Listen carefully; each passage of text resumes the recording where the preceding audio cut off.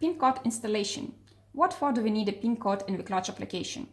Actually, when you have one or several presentations in the Kluch application and give the tablet to someone else, to a client or to one of your colleagues, and you don't want that this person makes some changes there, or the worst, delete the presentation, you can protect the content of the Kluch application with a pin code.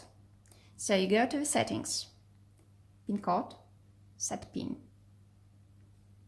You enter your pin code, repeat. So that's all. Now the application is for reading only.